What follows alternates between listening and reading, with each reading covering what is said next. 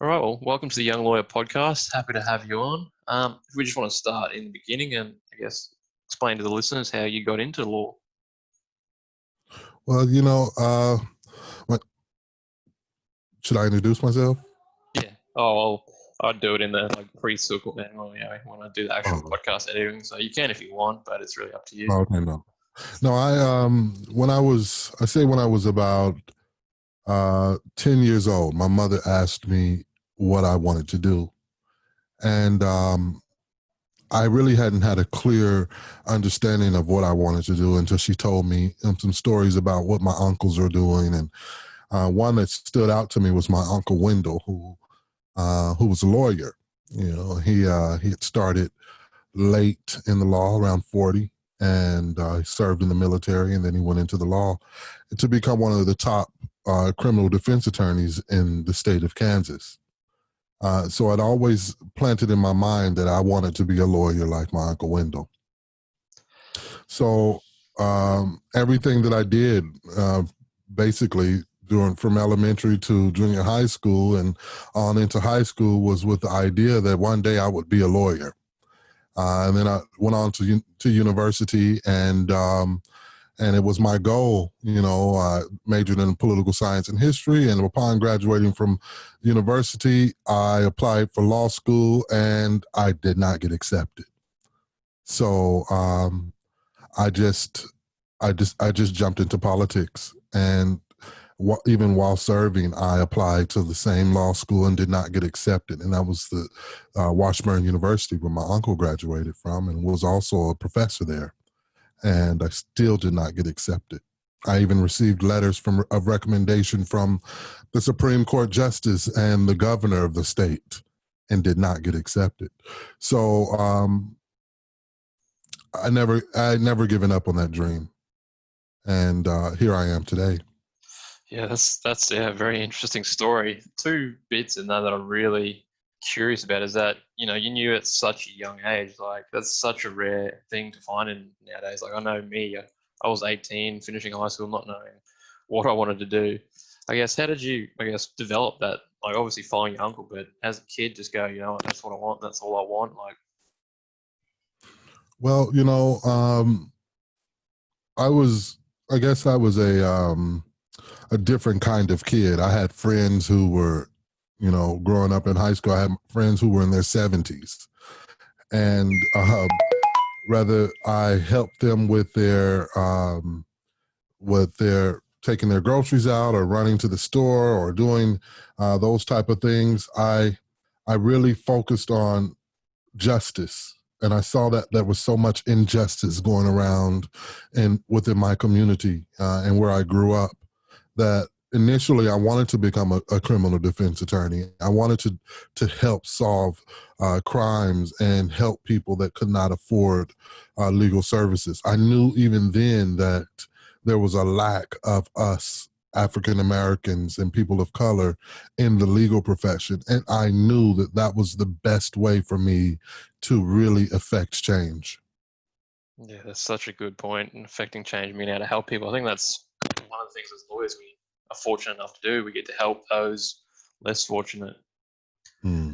And then when you were applying to law school, I guess how did you deal with that rejection? Like, what was your mindset? Like, how did you overcome that to keep going and keep trying and keep moving forward? Well, after graduating from university, applying to law school, I walked into Democratic headquarters, and I thought in my mind, "Look, I'm gonna use this political science history degree and make it move." So I walked in to headquarters, and I was greeted by the executive director, and asked how he could help me. And I told him that I wanted to run for office. He asked me, "What office would you like to run for?" I said, "Whatever's available, whatever's open." So at that time, there was a county commission seat, and I was all for it. A popular county commissioner, win or lose. So I was going to run. I was going to do my civic duty and actually run a campaign. It was a day later that the executive director and the state director, Lee Kinch, pulled me to the side and said, well, Jonathan Wells has decided to retire by fax, and you happen to live in his district. He's a state representative. So I said, okay, let's do it. So I started knocking on doors and registering to vote by petition. I was on the ballot. I was in a three-way primary with two other ladies, Tracy Rutledge and Olitha Faust-Goudot. I captured 47% in that election to become a state representative at the age of 23. So then I decided, I'm going to work this for a while. Maybe I'll do a term and then I'll apply for law school again. And I served 1 year, came out to Australia to learn about the federal and state parliament system, traveled the world a little bit. And I moved, when I arrived back home, the oldest senator in the Senate decided to retire. I just so happened to be living in his district. Jonathan Wells, the guy that I replaced in the House, called me and he said, you better run for that role or I'm through with you. So I said, okay. And he even called my grandmother and told my grandmother that I had better run. So I decided, okay, I'll run in a special election. So in that special election, I went up against a very popular city councilman. He was picked to replace the senator. And I campaigned hard. I knocked on the doors of those decision makers, and I captured the election by 1 vote. It was during that time, after fulfilling the unexpired term and then running for a full seat, I thought I'll apply for law school again. And it was at that time that I received letters of recommendation from the Chief Justice of the Kansas Supreme Court and the governor, and I was still not accepted. And I thought, wow. So I went back to my alma mater and took up a master's in business law, but it wasn't the same. I did not come out with a Juris Doctorate. That was my goal. I wanted the JD. So I just had to put my dream on hold for a while. So that's amazing story, really. I guess what was your experience like as, obviously going through the political campaigning and being a senator and all that sort of stuff? I guess what was your interaction with the law at that stage? Like, it would have been a bit distant. And then obviously the second thing is, I guess the process to become a lawyer is a fair bit different to the Australian one. Can you just explain that one as well for us? Well, wanting to be a lawyer, I served on the Judiciary Committee. I served on the Elections and Local Government, Ways and Means, Federal and State Affairs, Juvenile Justice Committee. So I'm responsible for making laws, but I just want to study the law and apply the law and learn become a lawyer so that I can do my job better. For many, I was the envy of a lot of lawyers because lots of lawyers go to law schools to eventually run for office. And look at me, this young African-American, the youngest senator in the history of the state of Kansas, holding one of 40 of the most powerful seats in the state, and at such a young age. It was interesting, but there was one thing missing, and I didn't have that confidence that I needed because I felt that I needed to be a lawyer. I needed to have studied the law in order to make the law. So I did not give myself enough credit just by running for office and obtaining a seat, a powerful seat such as that of a senator. So I did not, there was a lack. I could have been a better senator had I had a law degree in my mind's eye. But, and it wasn't a seat that I held dear. I didn't mind making the tough decisions that will upset the apple cart and cost me a re-election. In fact, deep inside, I was hoping that that would be the case, that I would be courageous enough to vote for pieces of legislation that I just may not be elected for re-election. I had even run before I moved to Australia, I took a bid in the U.S. for U.S. Congress. I was nominated by my party to go up against the incumbent U.S. congressman, Republican congressman, and it was the headline paper said, because my name is Donald Betts, Betts goes all in. So I was cashing all in on this big race to give up my Senate seat and run for U.S. Congress. That seat did not eventuate, and that was the decision. That was the move that made me decide to leave the United States and move to Australia. So, in terms of the difference between law in the United States and law in Australia, in the United States, once you study those 3 years or those 4 years, you then take a bar examination for your state. And then after you pass the bar, you're a lawyer. Whereas in Australia, you graduate, you study, you graduate, and then you go through an extra course, just to test your knowledge, and then you receive a certificate, and then you're admitted to be a solicitor or a lawyer, not necessarily a barrister. So you have that. If you want to become a barrister, then you have to go through the bar and pass a test to become a barrister. So technically in America, after law school, after you've completed law school, which is only a secondary, equivalent to a master's, you can't get a law degree in undergraduate. You have to take it up as a postgraduate degree to receive a JD. And it's at that point, once you've graduated and you pass the bar, then you are technically a barrister right out the gate. Yeah, it's crazy. Something so simple is so different, and Yeah. that you can just go straight to be an embarrasser. You always thought there must be like specialists. They got to do years of extra training. No. Yeah, that's interesting.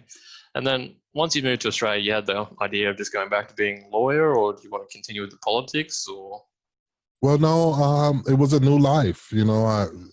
I got married in the U.S. and I met my wife here when I was on a tour with the American Council of Young Political Leaders. And we just started a life, and we had our first son, and we built our business up and built a house, and life is normal, but there was something in me that said, okay, once we get to a certain point, I need to go get this law degree. I cannot continue on like this. There's something that's knocking in me that says, you need to finish what you started. But it was also a promise that I made to my grandfather many years ago. I sat down with my grandfather, Reverend Wilson, and I said, Grandpa, he was about 90 years old. And I said, Grandpa, after 90 years, are there any regrets? Do you have any regrets? He said, boy, the only regret I have is not going to law school.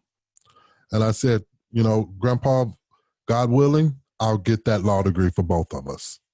So although I haven't been admitted yet, because I've been kind of dragging my feet and I need to finish up my orals in the College of Law, I'm comfortable. And I need to get out of this comfort zone because I have some unfinished business, but I'm comfortable because I made that promise and I fulfilled that promise to my grandfather. And I've also fulfilled that goal for myself. So if it goes no further, if it's not God's will for me to complete this final task, I've done what I said I would set out to do. So therefore, there's much more ahead. There's much more in store, I believe, and I look forward to the journey ahead.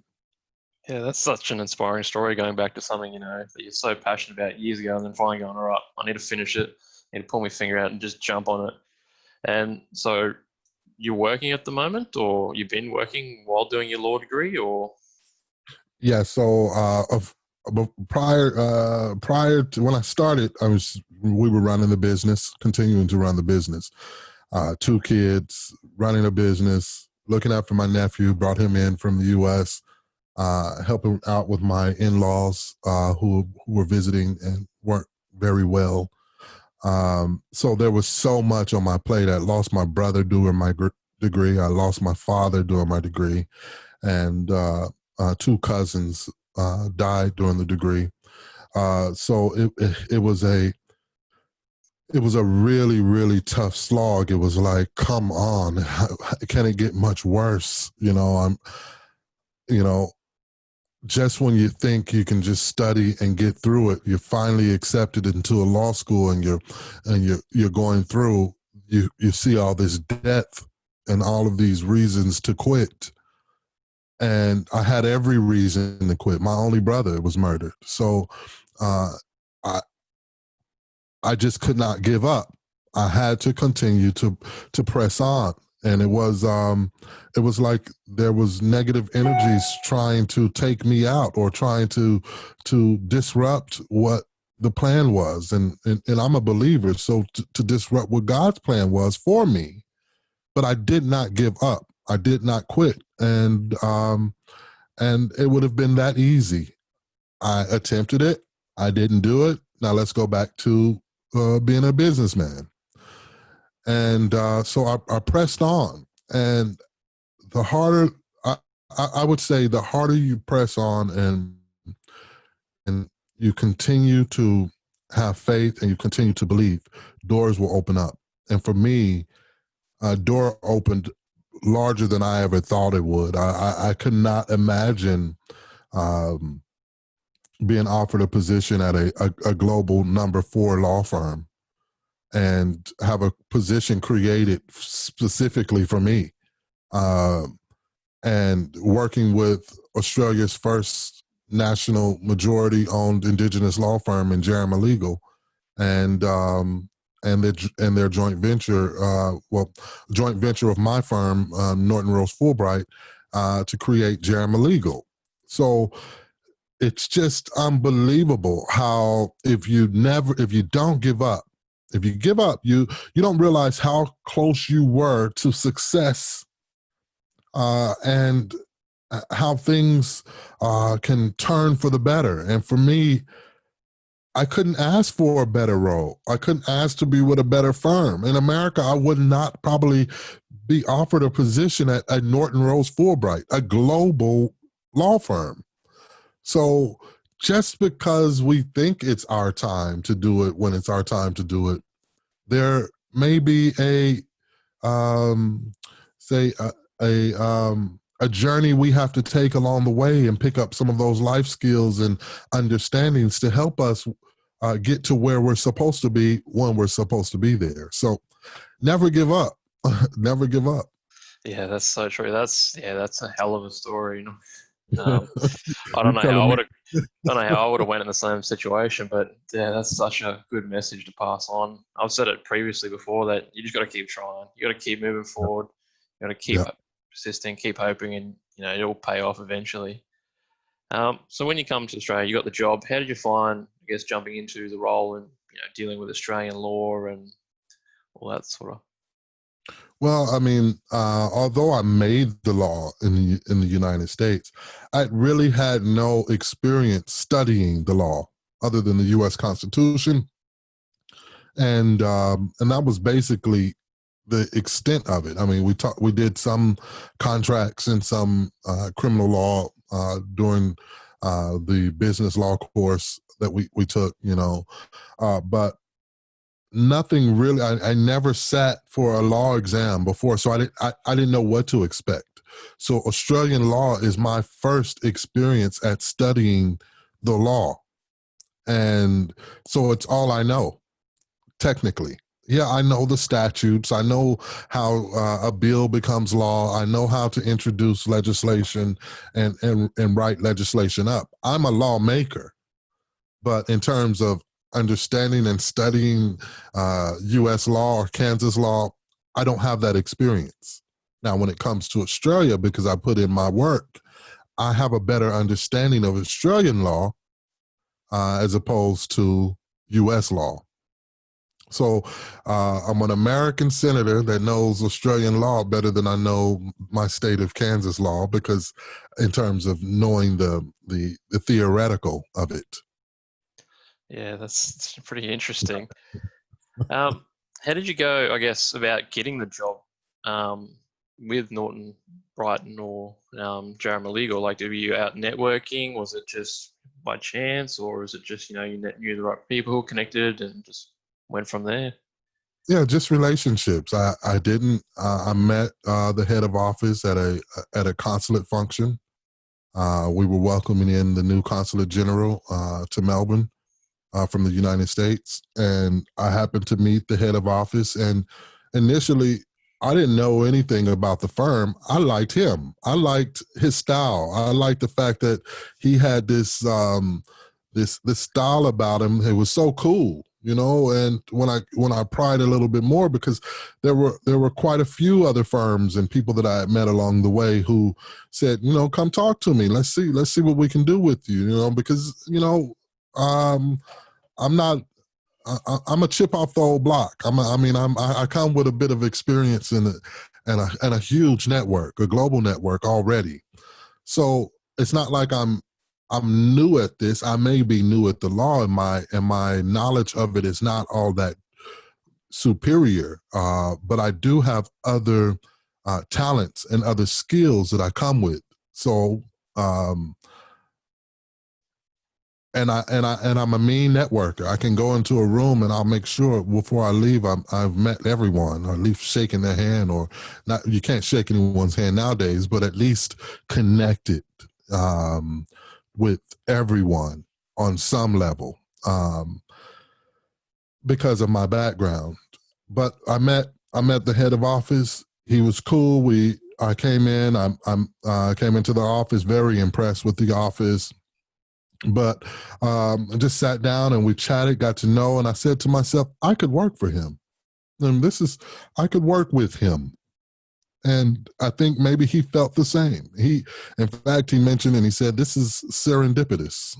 And I said, okay, yeah, it is quite serendipitous, you know, that we've connected. And it's just been great ever since. And through him, I met Bevan Melman and Brian Burrow, and we have become inseparable. I mean, they're like my big brothers. So it just all happened in a way that it's really hard to explain, other than being serendipitous. That's it. It just all came together, and like it was waiting on me to meet a certain benchmark in my life, and then it all unveiled. It's like, here you go. It's like, you know, it's like playing Super Mario Brothers, and you jump on the flag and it comes down and you go to the next level. I walked into my next level. Yeah, that's just crazy. It's just like you never know really when the opportunity is going to arrive. So, like you said, you need to go into every room and just make sure everyone knows, or at least has connected with you at some point. And I guess that's one of the benefits nowadays of social media. You know, there's so many people in the world that are able to connect now and actually put yourself out there and put yourself out as a brand and get to know people and connect with them, discuss the law, discuss this, discuss politics. And it's great, but it's, you know, probably underutilized as well. A lot of people probably don't use the networking as much as they should have either. And you know, a lot of people say, "Well, I can't do it. It's not me. I'm afraid." You know what? You just have to. I mean, I don't find it easy, but I know that. Look, if I don't do it, I don't have a publicist that's going to do it for me. I have one life. If I don't get it done now, what am I waiting on? You know, what am I waiting for this boost of courage to get? Just step into it. Step into the dominion and get it. You know, you come there for a purpose. Make it happen. If you come to if you're invited to go to an event, put in your mind that today I'm going to meet 5 new people. I'm going to exchange business cards with 5 new people, and then I'm going to follow up immediately. Yeah, You it's know, you just all about go in with perspective. Yeah. you know. Yeah. And it all just really depends on how you think of it. If you go, oh, I've got to go to this meeting and meet all these people, like, you know, you're obviously not going to enjoy it. If you put a positive spin on it and go, you know what, I get to connect with 5 people, you know, they could give me an opportunity, it could work out. And that's, for me, that was something I guess, struggled with a lot before doing this podcast, because I was never a big public speaker. I never enjoyed doing big group talkings. But I guess just doing this and just putting myself out there and being accountable to actually interview people and do new episodes each week has actually made me really start to enjoy it and start to enjoy networking and putting myself out there a bit more. That's awesome. And I guess one of my biggest questions I want to ask you is, now that you're actually in law, is it, I guess, everything you imagined it to be, or? You know what? You make it. You make the best of it. It's you know litigation is not the easiest you know bit of work to do, but the fact that you've made it that far, that you're in the law, that you're connecting and networking with other lawyers. This is an opportunity for you to really open yourself up and thrive. To connect with other lawyers. You are a member of the legal profession. You can pick up the phone and call any lawyer you want. I mean, I happily call district attorneys back home. That some of my friends and stuff that are connected to district attorneys and say, "Hey, I'm Don Betts. How you doing? We're doing this. This episode on such and such." I have the courage to call anyone I want to call at any time. I don't care if you're a partner. I don't care if you're 50 years in the game. If I want to pick up and call you and you answer the phone, well, you've just answered the phone. Now you hear me out. You can hang up if you want to. It's not going to hurt my feelings. But at least I have the credentials. I have, like they say, once a senator, always a senator. I have the credentials to call the senators. So as a lawyer, you have the credentials to pick up that phone and be confident. And that's what partners and that's what business owners are looking for. They want that confident person that is not afraid to talk to that client, to take on that job, to move boldly, and that's, I think that's important, and that's what I do. Yeah, that's so true. That most employers are looking for someone just to reach out and actually grab their attention, say, "Hey, I'm here, give me a job," kind of thing. And, Yep. putting articles on LinkedIn, just chatting on LinkedIn, seeking advice, all that. They're looking for all of it and they're paying attention. In saying that, probably one final question for you before I let you go. What is one of your main advice you give to someone who wants to start a legal career? The main advice I can give you when starting a legal career is to bring your whole self to the table. Many times we leave the most important assets out when we introduce ourselves to a partner or someone. If you are a musician and you were in the orchestra and you play the cello or the bass, that's good to know, because you're going to run into clients that have had that experience, and you can connect. What can you bring to the table other than your grades and the fact that you were number one in moot? I mean, okay, thank you for that. But there's a whole line of folks with those same credentials. What separates you? What other facet of your diamond can you show me? What can you glean to me and show me what separates you from the pack? What's your diamond in the rough? I want to know you. Are you an opera singer? Have you played? Are you a professional golfer? What makes you so special? Bring your full self to the table, and that will be the cherry on top that gets you through the door. Yeah, that's pretty good advice. That's a different perspective than I've heard more often than not. But it's true. You don't want to be, I guess, hiding yourself off from what you can accomplish because you're afraid of what other people are going to see, and you bring it all. And people that like it will like it, and people that don't. You can't control everyone. Exactly. All right. Well, thanks so much for your time. It's been amazing chatting to you and hearing about your story. That's all the questions I have. Thanks again. Thank you, Damon. Anytime. You take care and best of luck. I think you're doing a great thing. You're doing a great thing with this podcast, and I hope you can help change a lot of lives and encourage a lot of people along the way. Thanks so much. Appreciate it.